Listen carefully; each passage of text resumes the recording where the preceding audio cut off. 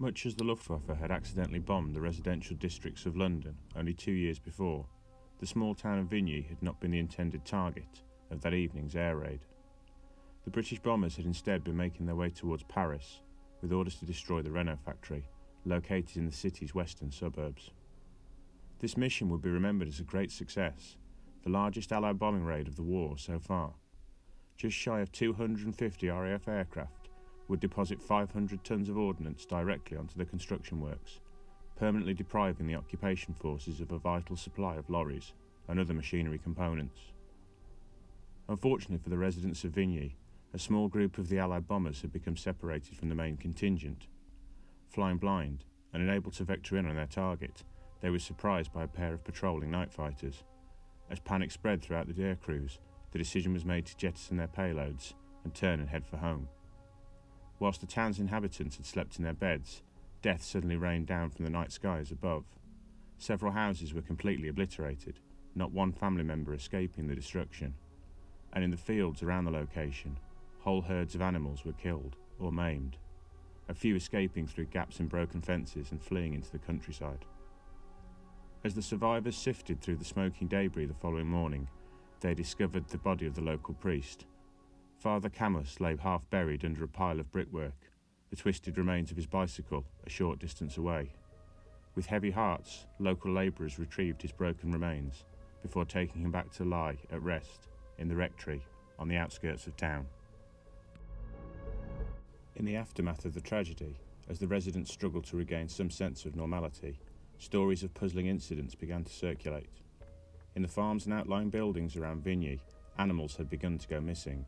At first, these consisted of cats and dogs, but then larger creatures such as mules and pigs disappeared, escalating to a whole cow in one instance. The gendarmerie recorded the reports from the town's inhabitants, offering words of sympathy, but pointing out there was little they could do. There was a war on, after all. In the few cases where officers attended the scenes of the disappearances, they found no obvious sign of human involvement, or the tracks usually associated with predators or vermin. Amongst this ongoing peculiarity, the town's new padre arrived. Yves Masson was much younger than Father Camus had been, idealistic and eager to make a positive impression on his new flock. He began to divide his time between clearing out the belongings of his predecessor from his residence, whilst going door to door to introduce himself to the townsfolk. It was with the discovery of the bodies of 2 local poachers that the urgency of the ongoing situation was finally recognised. Both men had been universally disliked by the people of Vigny, common drunks with a propensity for causing little but misery, but the manner of their deaths had shocked the residents. Broken and battered, their torsos torn open and organs missing, it was generally agreed that no person of sound mind could have perpetrated such a hideous crime.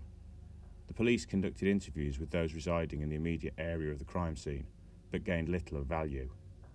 The men's camp was located hidden in woodland a short distance away, undisturbed and showing no signs of a struggle having taken place. Inevitably, rumours circulated that German troops had executed the poachers after a protracted period of torture, suspecting them of aiding the resistance. With each passing week, further deaths or disappearances followed. A farmer who had gone out to investigate a sound in the dead of night failed to return to his young wife. Children playing on the banks of a river found a pile of fishing equipment with no sign of the owner. A number of wild boar were discovered, torn to pieces and discarded around a forest clearing. In desperation, the local police commander asked Father Masson to accompany him to the German authorities to seek assistance. Their commander, a major by the name of Kraus, responded to the request with a mixture of mockery and indignation. The problems of local law enforcement, he decreed, were of little interest to the Wehrmacht. Only days after this blunt refusal of assistance, the residents of Vigny were woken by the sound of angry yelling and doors being kicked open. They emerged from their houses, bleary-eyed and in a state of confusion, to find a detachment of German soldiers herding 10 of their young men into the town square. Awaiting them there was Major Kraus, his face a picture of fury. The bodies of 2 of his men had been found, hideously dismembered, in fields not far from the town. It wasn't known what the pair had been doing away from their barracks, or who had attacked them, but if the perpetrators did not identify themselves immediately, then the youths now being taken into custody would be executed. Ignoring desperate pleas for clemency from the mothers of the teens, Kraus waited a further 10 minutes before ordering his men to shoot the detainees. This bloody task completed, he again addressed the townsfolk, promising that any additional act against his men would result in a further 20 deaths. The German soldiers then left, leaving grief and misery in their wake. During the week that followed, the young priest helped his traumatised flock come to terms with their losses, burying the dead and offering comfort to their families. Then one morning, German soldiers returned, asking for him and the police commander to accompany them to their barracks. It was with some trepidation the two Frenchmen agreed, braced themselves for further threats and intimidation from Major Kraus. They were instead greeted by a different officer, who introduced himself as Captain Haas and explained he was the Major's replacement. Offering his visitors a drink, the captain explained in blunt terms that his predecessor was now dead, and the fate of the people of Vigny lay entirely in the hands of their community leaders. Someone had killed the Major, no doubt in reprisal for his heavy-handed methods of keeping authority, and that person needed to be brought to justice. It was then related that Kraus had been travelling back to the barracks on the previous evening from a social function and had ordered his driver to pull over so he could relieve himself in some nearby bushes. The orderly had duly complied, only to subsequently hear panic cries emanating from the undergrowth. Grabbing his sidearm, he had charged into the tree line and witnessed the Major being dragged further into the foliage by a dark and imposing figure. The adjutant had raised his weapon to fire, only to freeze when the attacker had screeched at him, issuing forth a piercing and inhuman cry. Moments later, he was back in the staff car, driving back to the barracks at speed in search of assistance. A squad of infantrymen had immediately returned to the scene, finding only the blood-soaked and shredded remains of the Major's uniform. Concluding his story, Haas politely informed his guests that they had 1 week to identify and apprehend those responsible for his commanding officer's murder. He highlighted to the Frenchman he had no desire to cause further bloodshed, but equally, he could not let the matter lie unpunished. The captain then rose to his feet and motioned for another officer to approach, who had been seated nearby. In matter-of-fact terms, Haas explained that Lieutenant Engel had a background in law and would be accompanying the Frenchman for the duration of their task. The lieutenant would facilitate any military assistance the police might need and report back with any concerns he had about the thoroughness of their investigation. A short time after this, the trio then found themselves being transported back to Vigny in an uneasy silence. Bertram Engel was roughly the same age as Father Masson, and the polar opposite of the other German soldiers the Frenchman had encountered so far. Nervous and quietly spoken, he explained that prior to the war he had qualified as a criminal prosecutor, only to be bullied into a career in the military by his overbearing father. Ill-suited to the role, Engel had been quietly moved around a number of units before being finally sidelined in occupied France. When informed of this temporary assignment by Haas, the young lieutenant had initially protested that he had neither the skills or experience, before quickly realising these objections were falling on deaf ears. Desperate to avoid further deaths, the police commander and his men moved from house to house, demanding the residents identify the killer. Separate to this, Masson and Engel made their own inquiries, adopting a more gentle approach. By the end of the day, it was clear that nobody had information to offer, despite the impending threat of German retaliation. That evening, with darkness having fallen, Masson invited Engel to dine with him at the rectory. Despite the circumstances in which they'd been thrown together, the two men realised they had much in common. Over a hearty meal, they both spoke freely about their hopes for the future, confident neither would use such conversation against the other in future. This dialogue was suddenly interrupted, though, by an unexpected knock at the door.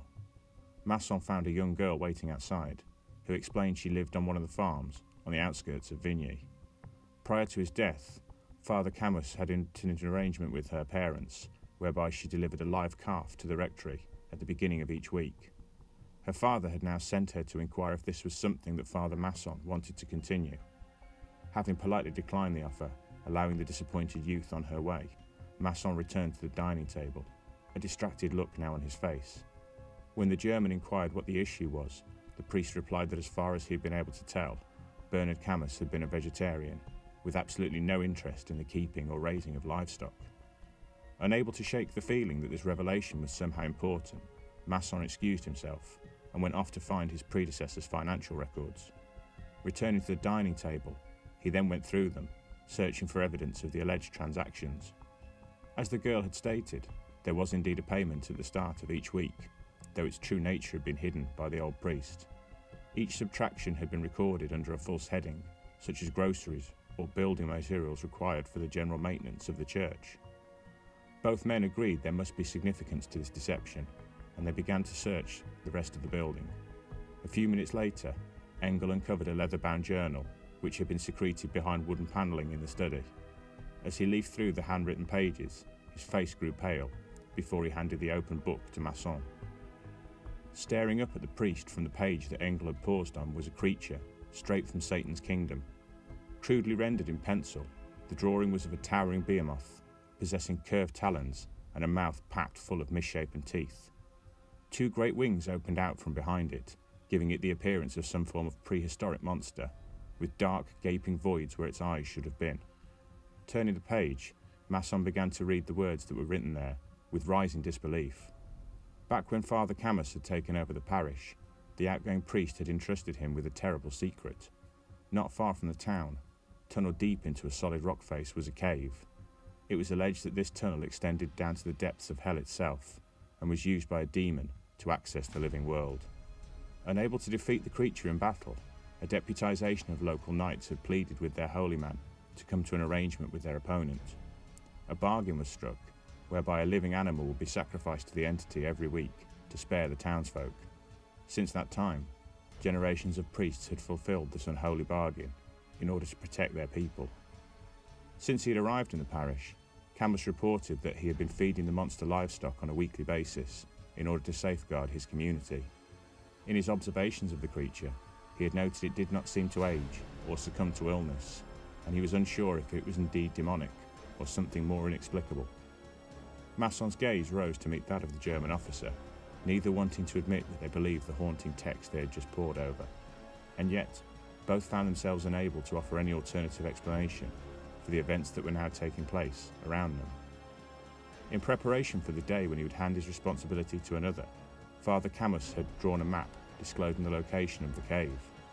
Eager to prevent further deaths, the two men hurried to the nearest farm, where the presence of a uniformed German officer proved sufficient to persuade the nervous proprietor to offer up one of his animals in the dead of night. A half-hour trek deep into the surrounding woods later, the pair finally arrived at their destination. Set deep into a towering wall of rock was a dark portal, which seemed to stretch down into endless darkness. Driven into the ground immediately in front of this entrance was a metal ring, which the journal instructed the sacrificial animal should be tethered to. Hands shaking with nervousness, it took Masson several attempts to secure the lamb which he had obtained to the metal ring, whilst his companion watched on from the nearby tree line. His task complete, the priest then withdrew to join Engel, and the two men waited to see if there was any truth in the old priest's tale. They did not have to wait long to find out. Initially, the only sound was the pitiful bleating of the animal tethered outside the cave entrance. These cries suddenly increased in intensity as a large figure stepped forward from the shadows.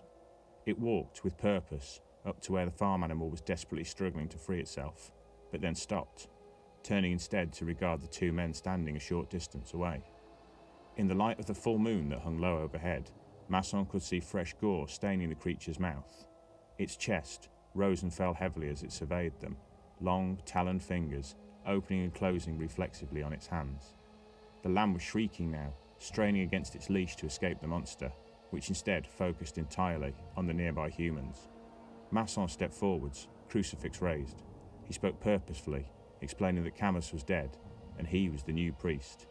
He had no idea if the creature understood his words, but continued regardless, insisting that nobody else needed to die. The monster did not reply, regarding him intently from the two gaping voids where its eyes should have been. The padre came to a halt a few feet away, still brandishing his crucifix, promising to uphold the arrangement his predecessors had made with the beast. With a piercing and sudden cry, the monster lashed out, knocking Masson to the floor. One of its claws caught the side of the clergyman's face as he fell, tearing a deep and bloody wound in the skin as it did so. In a heartbeat it was atop him, mouth wide open to reveal its wicked teeth. As it reached down, Masson closed his eyes, expecting nothing but death. Then there was gunfire, as the lieutenant opened up on the attacker with his sidearm.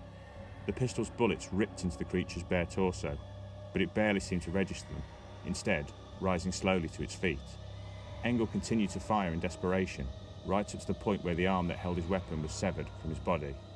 Moments later, his throat was torn open, and the creature fell upon the German to feast. Masson fled, tears and blood streaming down his face. He ran as fast as his legs would take him back to the main road, and then directly to the German garrison. Barely able to speak, the priest collapsed at the main gates, leaving the sentries there to decide what to do with him. He regained consciousness an hour later and found himself lying on a cot in the infirmary. Haas was notified and arrived shortly afterwards, politely requesting the Frenchman provide an explanation for his appearance. Masson was unsure how the captain would receive this account, and was surprised when the German reacted with neither anger or disbelief. In a calm tone, Haas explained that the gaping wound which the doctor was now cleaning was compelling evidence, as was the manner in which the bodies of his men had been previously discovered. Throughout his career, Haas related he had heard of many things that defied rational explanation from men he trusted with his life. Rising to his feet, the German officer ordered 2 soldiers to escort the priest to his office when he had been treated, whilst he considered his next move. It took what felt an eternity for Masson's injury to be stitched back together before he was offered a hot meal and taken to meet Haas. On entering the office, Masson found another soldier stood waiting for him, alongside the captain. He knew enough about military uniforms to recognise this man was a paratrooper, what the Germans termed a Fallschirmjäger. Haas introduced the NCO as Sergeant Linz, whose squad would be escorting the Frenchman back to the monster's lair. It soon became clear from the manner in which Linz carried himself, and the deference his men responded to his commands, that the sergeant had gained a great deal of combat experience during the relatively short course of the war so far. Masson watched on as Linz and his men equipped themselves with a variety of both standard issue and bespoke weapons. There was little conversation as they made their way to awaiting transport, the German paratroopers saying only what needed to be said. As the lorry wound its way through the back roads, Linz had questioned the priest in relation to their opponent. He asked the creature's size, the speed with which it moved, whether it had taken flight during the encounter. Masson's replies were jotted down on a small notepad, which was then passed around for the other men to read for themselves. Minutes later, Masson felt the vehicle slowing before it finally came to a halt. Wordlessly, the soldiers clambered down from its rear before forming a close semicircle around their leader. Linz's briefing was short and to the point. Whilst the bulk of the unit would engage the monster head-on, a pair of paratroopers were to set up their heavy machine gun nearby. The 2 men detailed to deploy the squad's MG-42 nodded in silent assent. It was a task they had performed repeatedly during previous engagements, with flawless speed and precision. Several of the assembled soldiers knew they owed their lives to these men and this deadly weapon, one which had saved them from more than one otherwise hopeless situation. The briefing over, each man discarded any item of equipment deemed non-essential before moving off into the undergrowth. Masson trailed behind them, quietly impressed by their coordinated movements. Weapons up and ready, the paratroopers continually scanned the area around them, proceeding at a steady and disciplined pace. The squad proceeded through the trees like ghosts, generating very little sound as they penetrated the foliage. Behind them, the sky was lightening, signifying the approaching dawn. Masson was reflecting this had been the longest night of his life before a brawny hand suddenly grasped hold of his arm. The trees ahead were opening up into an area of open ground adjacent to a dense wall of rock. They had arrived. The Frenchman pointed to a small patch of grass much darker than the rest. This was where he had last glimpsed their attacker, feasting on Engel's remains. There was no sign of the young lieutenant, or the lamb that had been tethered to the metal ring in front of the cave. Other than the soft whistling of the wind and the sounds of distant birdsong, they were alone. With a silent motion of his hand, Linz indicated for his men to fan out and surround the cave entrance. Simultaneously, the pair detailed to deploy the heavy machine gun melted away into the cover of the tree line. Masson could feel his heart hammering away in his chest as the first paratroopers neared the gaping void set into the rock face. Their objective attained, the soldiers now came to a halt, training their weapons in the darkness that lay ahead. A minute passed, and then another. Some of the men shifted their weight from one foot to the other. Another rolled his neck gently. There was no sign of the enemy. 2 more minutes elapsed, but the German troops remained motionless, their weapons remaining upright and steady. A primal shriek suddenly echoed forth from the bowels of the portal that lay before them. Before the Germans could fire, the beast came hurtling from within the cave, propelled at lightning speed by powerful wing beats. The paratrooper nearest the cave was seized by a pair of huge hands and torn in two, his machine pistol clattering noisily to the floor as he died. Instantaneously, his comrades opened fire. Round after round tore into the creature, which responded by hurling the remains of its victim at another German before launching itself forward. The paratroopers continued to fire, pacing steadily backwards as they did so towards the trees. With a roar of triumph, the monster sunk its teeth into the shoulder of another victim, blood fountaining forth from the fatal wound. As another of his men fell, Linz bellowed at the survivors to concentrate on the unfurled wings of their attacker, which immediately started to disintegrate under a hail of well-aimed gunfire. The creature howled in anger, taking hold of a hapless soldier and slashing open his throat with a talon claw. Almost immediately, Linz yelled the order for his men who were still standing to drop to the ground. However loud and piercing the creature's roar had been, it was trifling compared to the sound that now flooded the clearing. Masson screamed aloud, clutching his hands to his ears in desperation as the heavy machine gun opened up. Since the MG-42's arrival in the Führer's armed forces, the men entrusted to use it had nicknamed it Hitler's buzzsaw, and the reasoning behind this gruesome epithet was about to become clear. In a heartbeat, a ragged line of gaping and cratered holes suddenly stitched their way diagonally up and across the monster's exposed torso. It barely seemed to have time to register the damage it was taking before it was spun backwards on its heels and thrown to the floor by the sheer force of the volley. With a pained shriek, its wings flapped wildly in desperation, but the Fallschirmjäger had done their job well. The two appendages were by now too perforated to achieve flight, with the monster only able to roll itself back upright before it was cleaved in two by another murderous burst from the machine gunners. His ears ringing, the young priest managed to stagger back to his feet and caught sight of Linz dispatching two of his men back off in the direction they had arrived in the clearing from. It would take several minutes for his hearing to fully return, during which time he had watched on as the sergeant and his men had begun the grim task of gathering their fallen comrades. When the paratroopers returned, Masson saw they were carrying fuel canisters from the lorry. As they began to soak the creature's remains with the contents of these containers, Linz approached him and offered a cigarette.